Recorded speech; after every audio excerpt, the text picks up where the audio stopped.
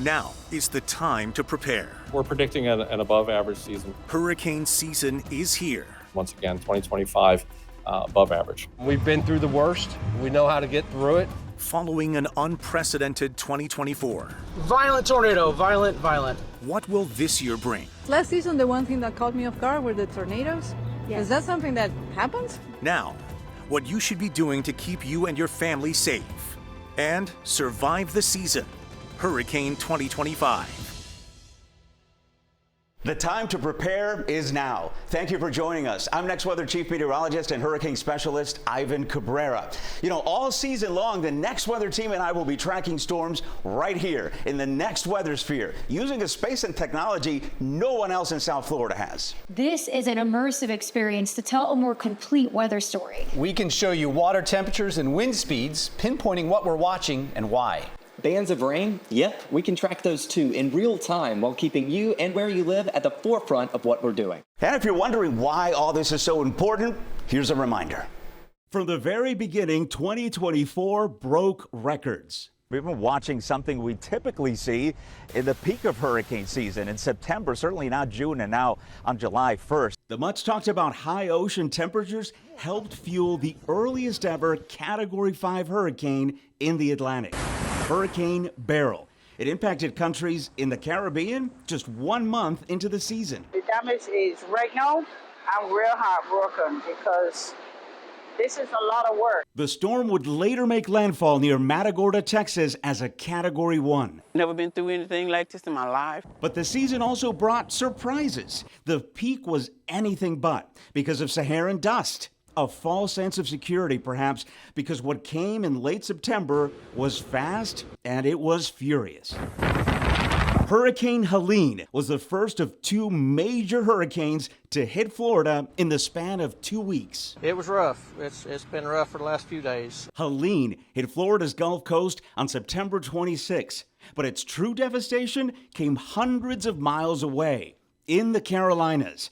Catastrophic flooding and wind damage devastated communities and caused more than 150 deaths. No water, barely got food, everything expiring in the fridge, so it's down to canned goods and food trucks. Milton followed 13 days later, further exhausting already storm-battered residents.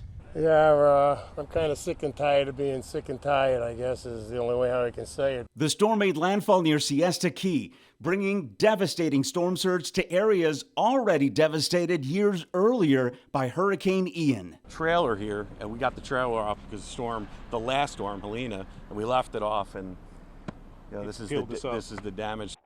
Oh! But it's the devastation on the dirty side of the storm that broke records. Dozens of tornadoes spun out of Milton, at least 45, the most ever. And also the strongest ever seen in Florida, an EF3. No, it was a very scary moment. It's a lot of sounds, the pressure in. Now, I've never, Florida resident for 30 years, so I'm used to hurricanes, but not tornadoes. When 2024 was over, Beryl, Helene, and Milton combined to cost more than $121 billion in damage. And that is why it's crucial to prepare every season like it will be a bad one. Look at last year. 3 hurricane landfalls in Florida, 2 of which, those were major hurricanes. With Helene, of course, that ended up devastating a good chunk of North Carolina with incredible amounts of rain. So let's move on to 2025 and talk about what NOAA is expecting this season. 13 to 19 named storms, 6 to 10 of those become hurricanes, and 3 to 5 become major hurricanes or Category 3 or higher. You go down this column here, that is an above average season, just like last year. But just like last year and every year, I will always tell you, prepare for the one storm. Let's say NOAA put this forecast out. 7 named storms, 4 hurricanes, and just 1 major hurricane. Well, that's not a bad season at all. That was 1992, and our one storm was Hurricane Andrew, which is why you'll always hear us saying, that it only takes one. And it absolutely was true, of course, in 92 and every single year after that. So let's talk about the ingredients, right? The factors of why NOAA's thinking it's going to be an above average season. Neutral conditions in the Pacific. So the waters won't be colder than average or warmer than average.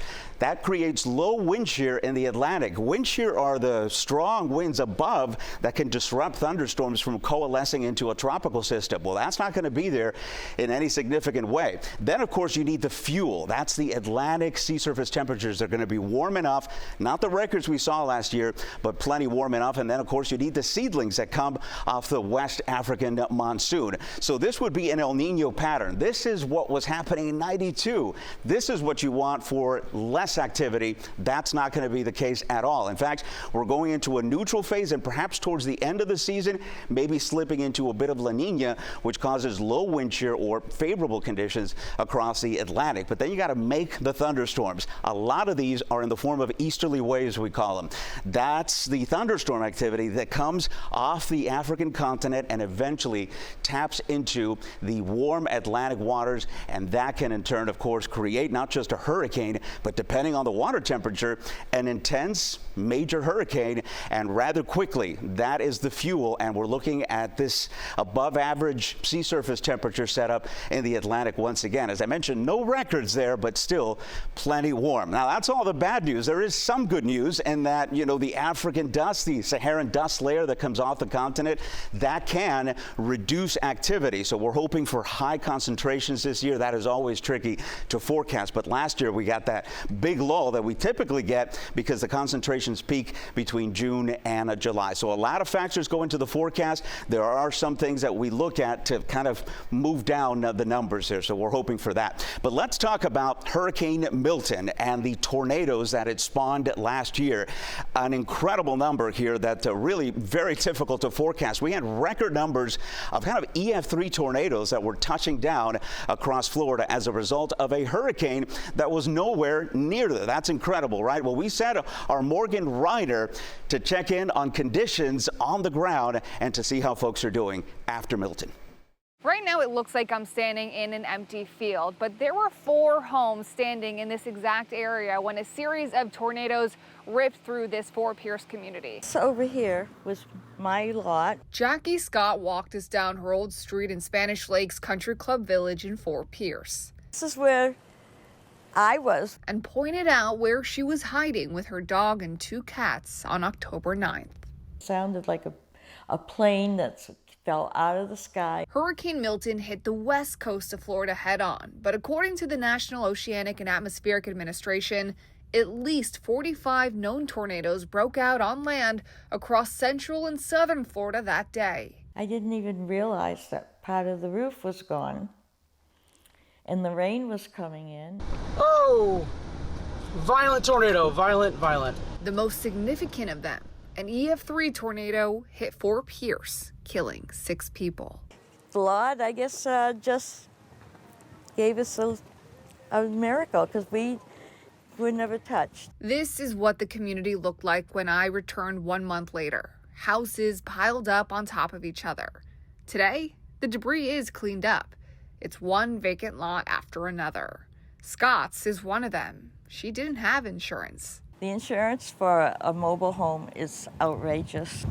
It was like over $4,000. She lost her home, moved in with friends until she found a new mobile home in a different community in Fort Pierce, started working again as a caretaker.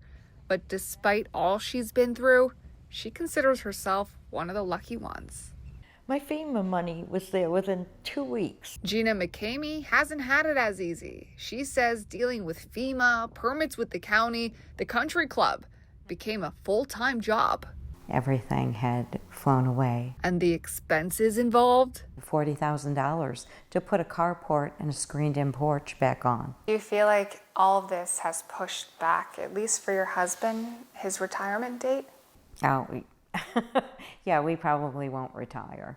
He'll work until he's no longer here. All these mobile homes were pushed up against each other. Michael Bass lives in a concrete home, which did not get damaged, but the homes all around him did. He put his home on the market. And I got feedback from the open houses that, you know, I don't want to live in your devastation. Look out your window. For people in this community, it still doesn't feel real.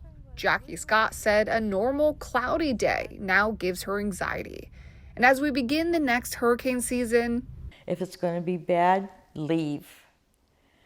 I stayed because I really had no choice, but I had to stay. And I would have stayed anyways because I was that stubborn. we spoke to a handful of people driving through this community, and you only heard from a few of them. But all of them that we spoke to had the same message. It's that if a storm is coming, take it seriously, even if you don't think it's hitting your community directly. In Fort Pierce, Morgan Reiner, CBS News, Miami. I'm meteorologist Dave Warren. In the next weather sphere, hurricanes. We're talking about hazards. It's not just along the coast here. Typically, when you get these storms, you think of beach erosion, storm surge, hazards along the coast. But inland hazards are a big concern as well. You can have severe storms, you can have damaging wind, and depending on how fast the storm is moving, you can have heavy rain and flooding. A perfect example of this is what happened with Hurricane Milton. Here we are across the Gulf of Mexico. Here's South Florida. The storm itself passed well to our west here out in the Gulf of Mexico. But if you make your way here to South Florida, well away from the storm center, we had big concerns here, big hazards, and just wasn't confined to the center of the storm here. But we're talking about hurricanes. These were the hurricane warnings from Milton, well away from the center across all of South Florida here. The National Weather Service office in Miami issued 55 warnings and a total of 98 warnings coming in from Miami, Tampa Bay, and Melbourne. Again, these are the severe storms that can happen well away from the storm center, well over the interior here, away from the coast. Something you have to keep an eye on here as these storms continue to work their way near the area here. In addition to that, you get the inland wind. It's not just that sustained wind pushing the water up against the coast. You can have strong wind in the rain bands, severe storms and tornadoes within those bands. That can lead to downed trees, even power lines coming down, and not only just a little blip in the power, but you can have extended periods here of no power. That is the main concern here because it's not just a day or two. We have Jamie Rome, the Deputy Director from the National Hurricane Center.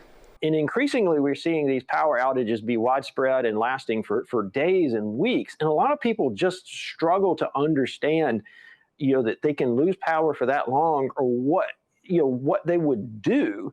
Well, wind down, power outages, we can also talk about flooding here because it's the wind that comes right up against the coast. That's the storm surge flooding, but things can also happen where it impacts the interior here. Let's say you get a rain band coming in and now you have rain bands going over the same area. So this is that training storms that we've talked about, and this can lead to very, very high rain amounts and flooding that occurs well away from the coast over the interior, and it takes a long time for this to kind of work its way out of the neighborhoods into the canals and out of the area. Extended periods where you cannot get around. That's another concern. Jamie Rome from the National Hurricane Center. If you've stocked up for hurricane season, and if you've done your due diligence and you're prepared, you can comfortably stay at home, for 1 or 2 days as those floodwaters subside and not put yourself in jeopardy going out in those conditions. So these are all hazards that happen well away from the coast here. This is the experimental cone. This would be from Milton from last year. And you see how they impact the warnings. They put the warnings on there, not only along the coast, but inland. So you'll know exactly how a storm could impact you, regardless of where the storm track is and where the forecast cone is. Here in the next weather sphere, I'm meteorologist Dave Warren. Dave, thanks. And when we come back, we head to the Intracoastal in Fort Lauderdale. We're going to help you prepare your home, your boat, and we'll also have this. Property insurance. Say those words and your stress level is likely to rise. But are things as bad as they used to be? There are many new insurers that have come to Florida and they're willing to write policies in South Florida. Elliot Rodriguez explores the current insurance market and what you should and should not be doing with your policy. Next. Hurricane 2025 on CBS News Miami is sponsored by FPL, working for you every single day. Learn more at fpl.com/storm.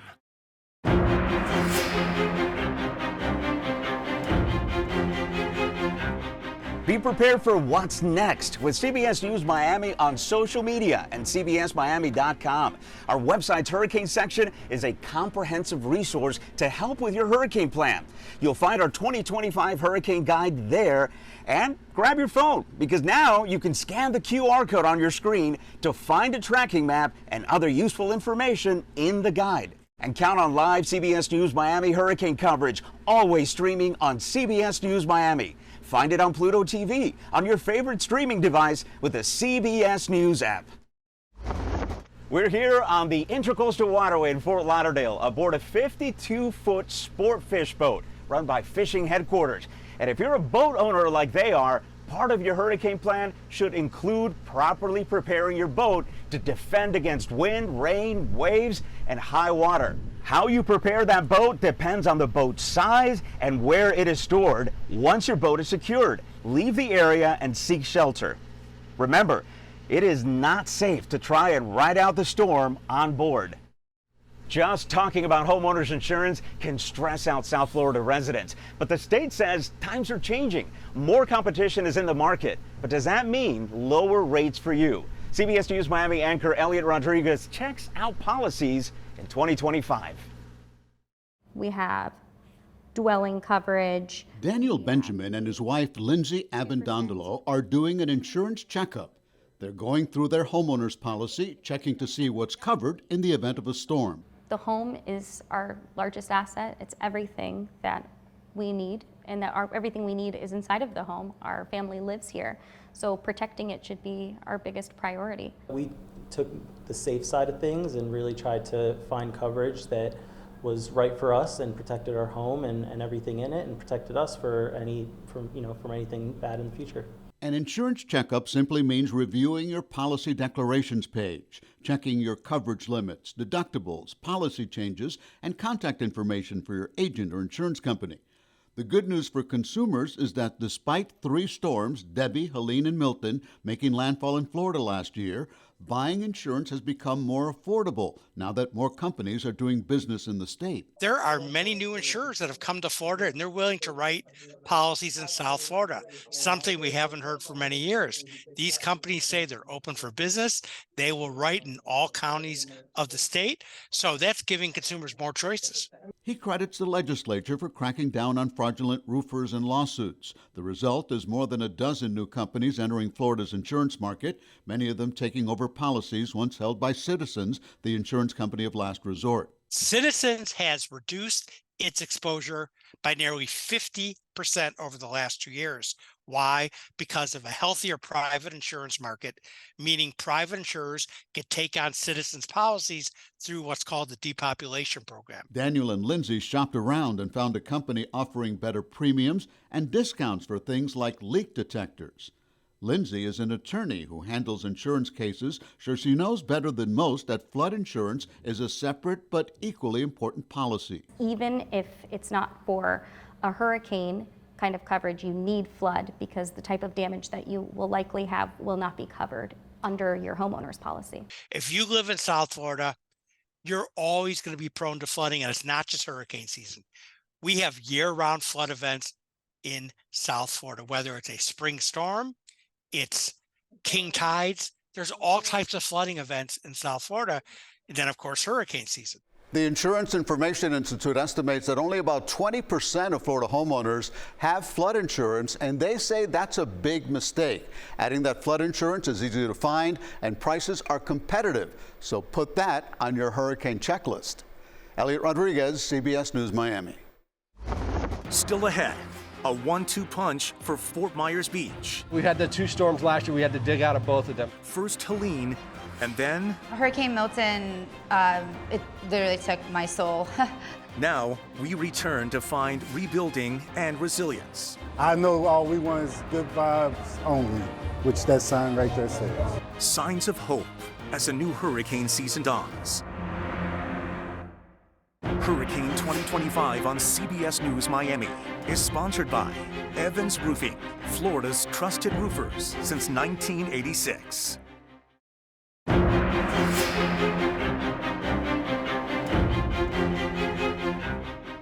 Now is the time to put together your family's hurricane kit. You should have a gallon of water per person per day for 4 days. Also include non-perishable foods, a month's supply of prescription medicines, and personal documents. And don't forget a flashlight, batteries, and a first aid kit. For a complete list, go to our hurricane guide. You can find it at cbsmiami.com. Here's some important information about flood insurance. If you live in a flood zone, you should strongly consider a separate federal flood policy. Homeowners insurance doesn't cover flood damage, and some policies already require it. For example, by 2027, all citizens' residential policies that include wind coverage will have to have separate flood coverage. Depending on where you live, a flood insurance policy can cost as little as $500 a year. Check with your insurance agent, and keep in mind a new flood insurance policy takes 30 days before it goes into effect. I'm next weather meteorologist Lisette Gonzalez in the next weather sphere. Regardless of what the threat or hazard is, when a watch or warning is issued during hurricane season, you need to know the difference. A watch is issued when storm conditions are possible in the next 72 hours. When a watch is issued, you should be prepared and be alert, since conditions are favorable for dangerous weather within that time frame. Now, a warning is when conditions are imminent within 36 hours or happening. A warning means you need to take action. Now, if a tropical storm warning is issued, you will want to lower and secure umbrellas, bring cushions indoors, and secure light outdoor furniture. If a hurricane warning is issued, you'll need to take immediate action to secure your home, bring in outdoor furniture, and install hurricane shutters. Now, after a warning is issued, you may be ordered to evacuate, so you need to know your zone. And here in South Florida, every county is different. Broward County has 2 evacuation zones. The evacuation order depends on the severity of the storm. Evacuation Plan A that you see here in red is for a Category 1 or 2 hurricane with a storm surge of 4 to 7 feet above sea level. So that means all mobile home residents, residents near tidal bodies of water in low-lying areas, and residents east to the intercoastal waterway should evacuate. Evacuation Plan B, which is in orange here, is for Category 3 hurricanes or higher due to the threat of storm surge of 7 to 11 feet above sea level and winds of 111 miles per hour or greater. Now, both of these zones impact mostly the coastal cities in Broward, places like Hollywood, Fort Lauderdale, Pompano Beach, Deerfield Beach. You will all want to be weather aware. Miami-Dade County is a completely different story. It's split into 5 evacuation zones marked A through E. Zone A is shaded in red, is at greatest risk for storm surge for Category 1 and higher storms. That's portions of Cutler Bay, Coral Gables, Key Biscayne, and area around Biscayne National Park. Zone B, shaded in orange, is at risk for storm surge for Category 2 and higher storms. So this includes southern Miami-Dade County, portions of Cutler Bay, and Miami Beach. Zone C in yellow is at risk for storm surge in Category 3 or higher. That's the remaining portions of Homestead and Cutler Bay you see here, and Pinecrest and Coral Gables, as well as North Bay Village. Zone D in green is for areas at greatest risk for Category 4 hurricane and higher. So that includes you and Kendall, the Hammocks, the Palmetto Estates, as well as portions of Hialeah and Aventura. This would impact you. And the final zone E, shaded in blue, is at risk for Category 5 or higher. Look at how far west that goes into Miami-Dade County. It's the remaining portions of the Hammocks into Sweetwater and eastern sections of Doral. As you can see, for the Keys, they're all in an evacuation zone, but Monroe County's emergency plan calls for a phased evacuation. This evacuation plan is intended to avoid unnecessary evacuation if some zones are expected to be affected and others are not. But more importantly, you should develop an evacuation plan. Always be prepared to go. Have a to-go kit for each family member. Of course, know your zone. I already mentioned this. Have a disaster plan and stay informed through the media. And you need to go when you're told to go. Stay with family and friends for the inland areas in a non-evacuation zone, and shelter should be the last resort. Leave early and keep your gas tank full. In the next weather sphere, I'm next weather meteorologist Lisette Gonzalez. I'm meteorologist Shane Hinton in the next weather sphere. I'm talking all about storm surge. What is it and how it can impact us in South Florida? All those details and more are coming up in just a little bit.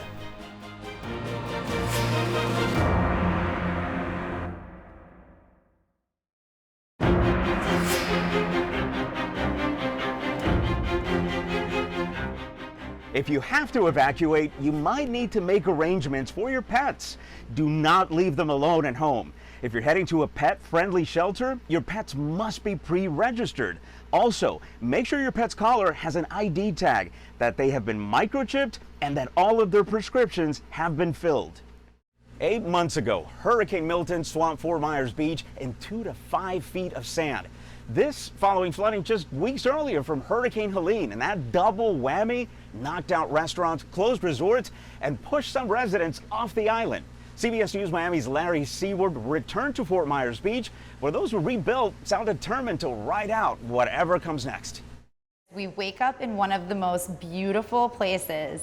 We got to be very strong and more aware of the strength of a hurricane. Last September, Hurricane Helene surge stripped sand off Fort Myers Beach. Piles 2 to 5 feet deep buried streets, homes, and Brian Thompson's job. We had the 2 storms last year. We had to dig out of both of them. Yo Taco stood across the street from the Landing High Resort until Hurricane Ian washed it away. The taco shop reopened as a mobile food truck in a new lot, this one in the Barrier Islands Times Square. That's where Helene swamped them. Less than a month later, Hurricane Milton did the same. Hurricane Milton, it literally took my soul. Melody King lost her dream. It was my dream come true. My dream come true to have a big old party boat, a dinner cruise, and then I was actually master in charge a vessel. I lost my job. I then turned around and watched all my neighbors lose their homes at that underlaying level. Some of them just barely able to afford the renovations. We all lived here prior to Hurricane Ian or moved here after Hurricane Ian with a dream. We've lost a lot of restaurants, a lot of properties got destroyed. That's the negative. More than 6 months later, sounds of hope echo. Up and down the sandbar, crews rebuilding homes, and good vibes surround reopened resorts. Positive change includes the return of crowds here to Fort Myers Beach, a wider beachhead, and local businesses returning in new places. This is a much better spot. It's more secure. Thompson's boss moved Yo Taco into a row of beachfront concrete stalls under the Landing High. It's perfect. Jack Johnson's playing on the radio. I love it. The customers like it. They don't have to cross the street anymore. We have everything in here on wheels ready to go out and put into a truck and just get the high ground. So we won't have to lose everything like we did before. Hey, you got to fight, keep on fighting for what you love. Alex Nelms retired from the Army years ago. The Shake King and his wife left West Virginia and opened Hippie Trippy Ice Cream Experience. 2 days before we got ready to open, Ian hit. Then we rebuilt. Then Milton hit. We rebuilt. Then Helene hit, and we rebuilt. Now we're back open. They also opened Kanaloa Beachwear a few stalls away. It stocks hand-decorated hats and shirts from designers trying to grow their business in this recovery zone. The concept, it came from my wife. That's her thing. I don't even know what Kanaloa means. I know all we want is good vibes only, which that sign right there says. It's all part of the Fort Myers Beach heritage, man. We're all locals, we stick together. King's focus is preparing neighbors for hurricane season. Captain Melody hopes to recruit and train teens too. We're teaching our next generation how to become paid search and rescue workers, and we're just gonna directly affect the outcome and to ensure that what happens after Hurricane Ian doesn't happen again to our community. Gauging what lies ahead for these shores brings waves of concerns, but it's hardly enough to scare rebuilders away. We've been through the worst. We know how to get through it. Better preparedness. In Fort Myers Beach, Larry Seward, CBS News, Miami. I'm meteorologist Shane Hinton in the next weather sphere, and we're talking all about storm surge. Now, if you're someone who's new to Florida or new to hurricane season in general, you might be confused about what storm surge actually is. So we thought we'd break down the science of what storm surge is and also how it impacts us here in South Florida. What we're beginning with is the definition of storm surge, okay? It's the abnormal water level that rises above your typical high and low tide. Now, this is caused by the onshore winds that come from the outside of tropical systems, and this wind helps to push water from the ocean further inland and can cause quite a bit of destruction. Now, it's even more destructive when you put that on top of high tide. That's just one of the many different factors that can contribute to storm surge height. As you can see, there's quite a few to discuss here. We have the coastline shape and depth, we have the strength of the storm or the hurricane itself, the wind field size, the speed of the storm or system, the direction that the storm is coming from and heading toward, and then also, as I mentioned already, that high or low tide. So let's take a look at kind of the setup for storm surge, especially when you factor in the shape of Florida itself. What we're doing right now is standing on the southern edge of it and then indicating where that wind's coming from. So whenever we have systems that are coming in from the Atlantic, it pulls that ocean water in, and then it can bring quite a bit of destruction to our coastal areas. And then depending on the strength and the category of the storm, it can actually cause pretty big impacts as we make our way further inland. So let's talk about what it looks like graphically here. We have our normal sea level, but then whenever you factor in the wind from a tropical system, it can help to increase those sea level heights and then push further inland. So 3 feet, we're not talking about too much destruction here. 6 feet, we can actually start going above porches and then moving further inland to your house. And then 12 feet, we're talking about the potential of it to actually reach the roof of one's home.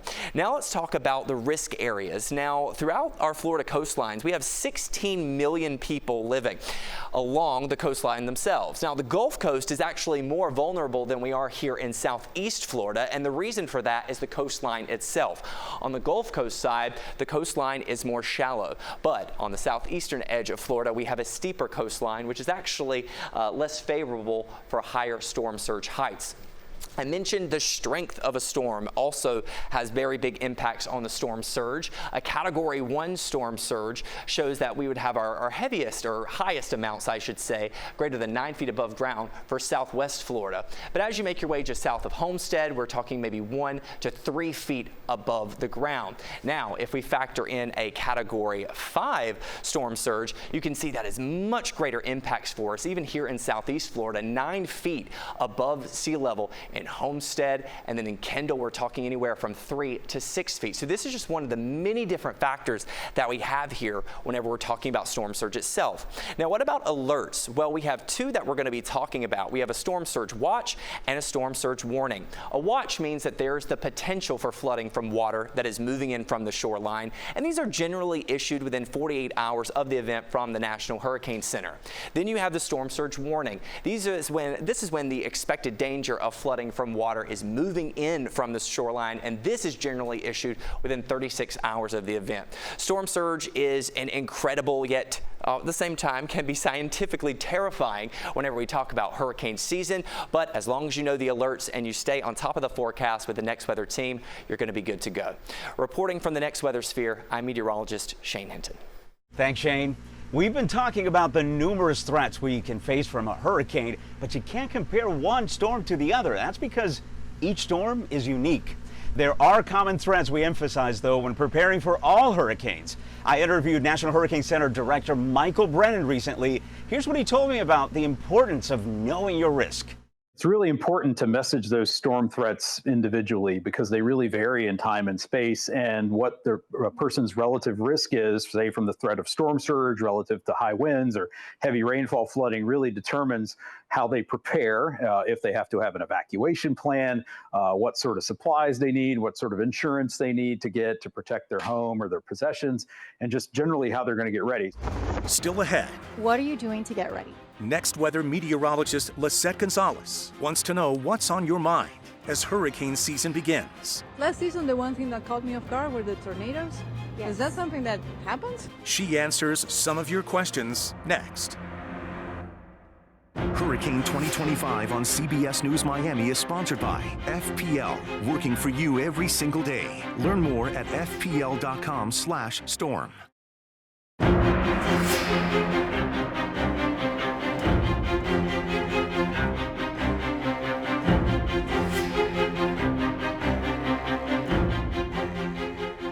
We are out here on the Intracoastal in Fort Lauderdale, thanks to our friends at Fishing Headquarters.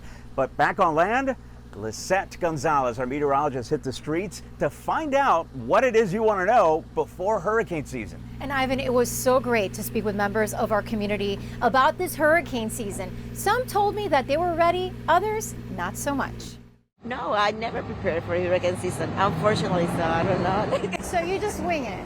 Yes. Have you been in South Florida for a long time? Yeah. How do you help you and your family prepare for the hurricane season? Well, stock up with water bottles and, canned foods, usually. That's, if you're a mom and you have kids, you absolutely have to have food. What are you doing to get ready? Just look at the news on a daily basis and make sure I have enough food and supplies at home. I probably need to stock up on the pet food a little don't bit forget better. about that. Especially the drier stuff, because, the wet food that I buy, it's frozen, it's right, but you pre-made. need, in case power goes out, you want to make sure you have the dry food. So you got to have all your documentation prepared. Luckily, we do have hurricane windows. We do too. And we have a home that is hurricane proof, been built 6 years ago, so we're in a better situation than a lot of other people. Yes. And in no flood zone, even though we have flood insurance. But you need to check your homeowner's insurance too.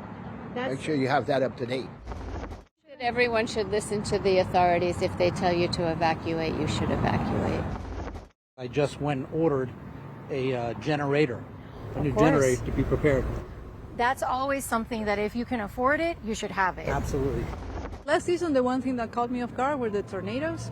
Yes. Is that something that happens? Yes. So whenever we have a tropical storm or even a depression and a hurricane hit, there is a possibility that we can get a little spin up and rotation in the atmosphere. So that's one of the dangers that at times people forget about or maybe not aware of, especially if you're new to this area. And how are you getting ready? Yeah, well, my wife and I aren't from here originally. We've only been here for the past 4 years or so, so it's all still pretty new to us. Yeah. We take advice from our local friends. I think we're still lucky because I'm thinking of people, in other areas where they're not given enough ample time to prepare, right? Like tornadoes, right? Yes. So I think we're still lucky, and I think you guys doing such an amazing job of preparing us. I'm meteorologist Lisette Gonzalez in Coral Gables. While we can prepare our homes ahead of a hurricane, we count on Florida Power and Light to be ready to respond after the storm. At its annual drill, thousands of FPL employees geared up to be ready for the 2025 season and what it might bring.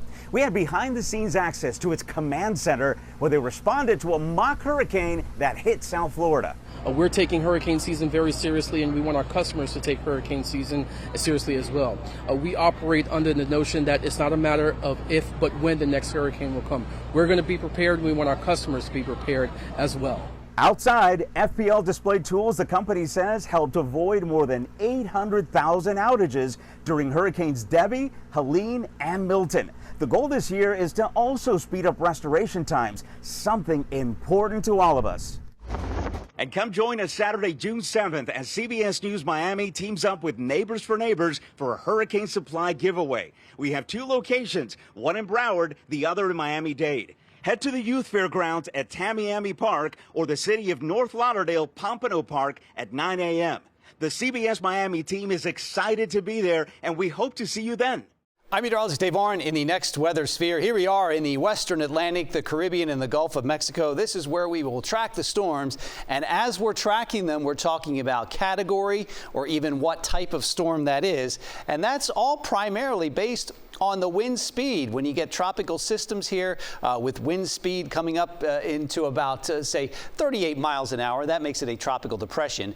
Wind speed 39 to 73 miles an hour, named tropical storm. It's the hurricanes, category 1 through 5, and each category has significantly stronger and stronger wind and different impacts here. 74 to 95 miles an hour makes it a category 1 minimal hurricane. You get storm surge about 3 to 4 feet, some power outages, and just some tree limbs down, and maybe some minor structural damage here. Once wind gets up to 96 to 110, it's category 2 hurricane. The storm surge increasing 5 to 8 feet.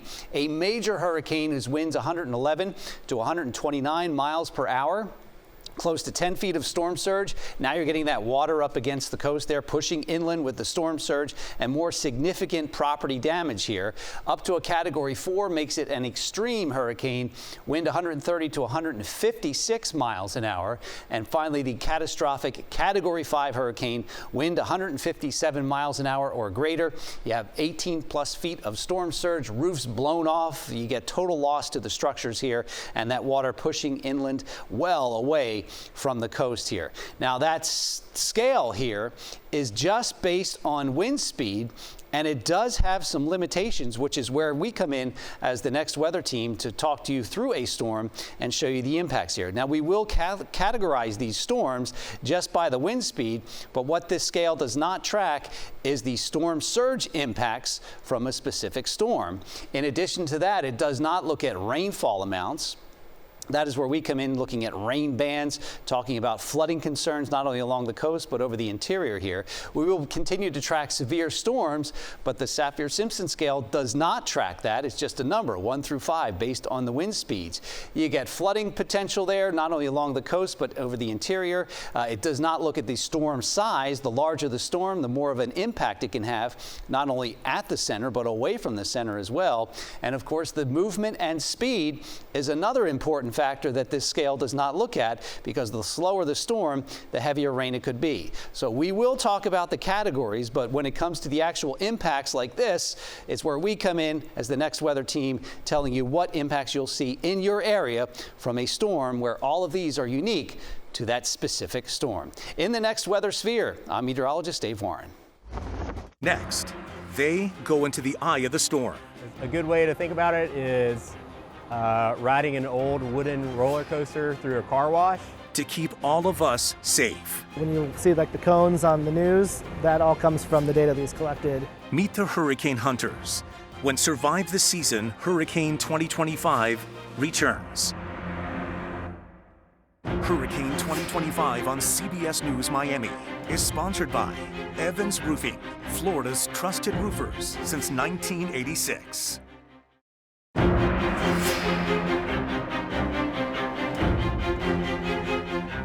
If a storm threatens us, the CBS News Miami Hurricane Network is here to keep you safe.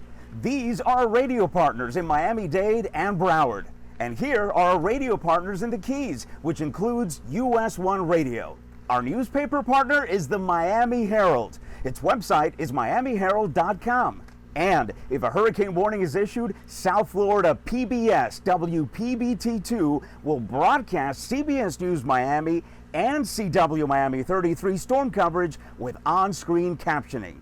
Hurricane hunters serve an invaluable role when it comes to storm forecasting, but you know, Dave, it's a job that's not for the faint of heart. Not at all, because these planes, while they're flying thousands of feet in the air, they're going in and out of hurricanes. What they're getting is real-time raw data that the experts at the National Hurricane Center can use. It's a bumpy and difficult job that can be life-saving.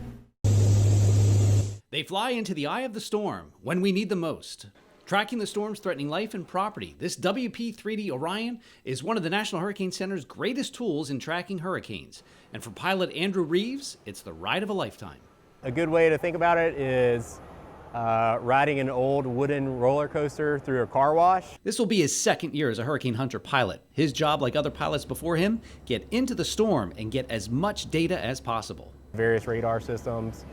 We have cloud physics probes, basically water droplet detection. We have wind speed monitors. It's a flying weather station that can be taken into the storm. What weather stations are in the middle of the ocean? None, right? That station will move with the storm, tracking it along the way. As we fly the storm and as it progresses, you know, we're continually updating the fixes. And so that's how we get the data of like, hey, the storm is tracking north, south, you know, whatever the track of the storm is, that's how we get it. Not only tracking where the storm is, but also how it's changing. That's what electronics engineer Stephen Paul would monitor with these small devices called dropsondes. This is a weather instrument that we drop from the tube here that measures temperature, pressure, humidity, wind speed, wind direction as it falls to the surface. The instrument may be lost at sea, but the data it sends back is critical to the forecasts. The data that we collect with these gets input into the models that the forecasters use to determine where the storm may go and how strong it might be.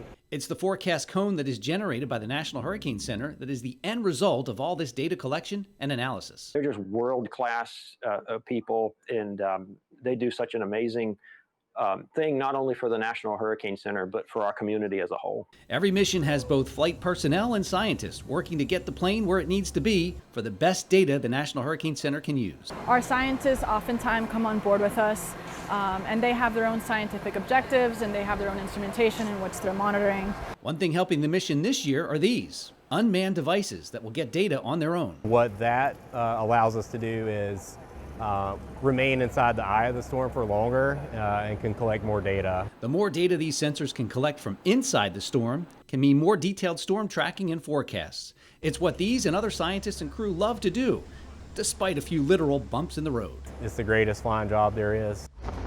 I'm meteorologist Shane Hinton from the Next Weather Sphere.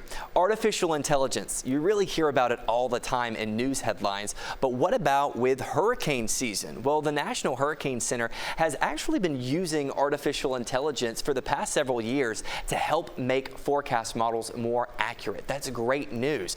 Now, it's actually helping with other things as well. What it's doing is it's helping to adjust the various biases that forecast models have. All forecast models have some kind of bias, so it's great to have AI to kind of help finesse it a little bit.